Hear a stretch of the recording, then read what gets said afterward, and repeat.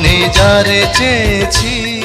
বাংলা চলচ্চিত্রের ইতিহাসে এমন নায়ক খুব কমই এসেছে যিনি খুব অল্প সময়ে কোটি মানুষের হৃদয়ে জায়গা করে নিয়েছেন। তিনি সালমান শাহ। বুড়ো কালে পেয়েছো পুচি। একটি নাম, কিন্তু এক যুগের প্রতিচ্ছবি। 1971 সালের 19 সেপ্টেম্বর সিলেটের এক সম্ভ্রান্ত পরিবারে জন্ম নেন শাহরিয়ার চৌধুরী ইমন। ছোটবেলা থেকেই শিল্পপ্রেমী ছিলেন তিনি। গান, অভিনয়, ফ্যাশন সবকিছুর প্রতিই ছিল গভীর ভালোবাসা। টেলিভিশন নাটক দিয়ে শুরু হলেও বড় পর্দার আলো তাকে টানছিল আরও বেশি।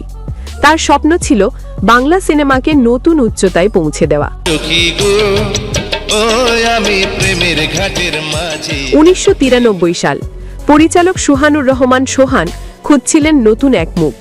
ঠিক তখনই পর্দায় আবির্ভাব ঘটে সালমান শাহের কিয়ামত থেকে কিয়ামত সিনেমার মাধ্যমে।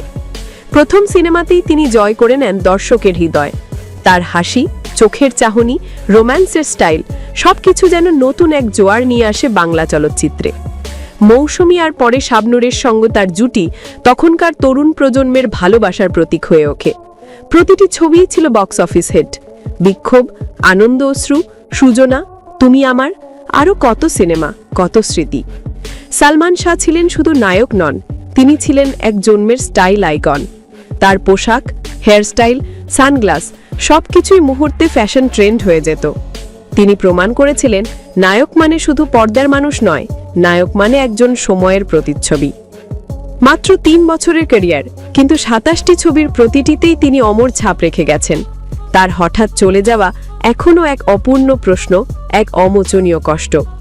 90-এর দশকে সালমান শাহ বদলে দিয়েছিলেন বাংলা বাণিজ্যিক সিনেমার ধারা আর ভালোবাসার সংজ্ঞা।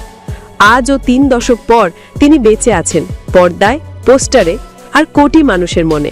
ড্রেসগুলো পড়তে সুন্দর সুন্দর, খুব সুন্দর, যেখানে যেখানে প্রয়োজন।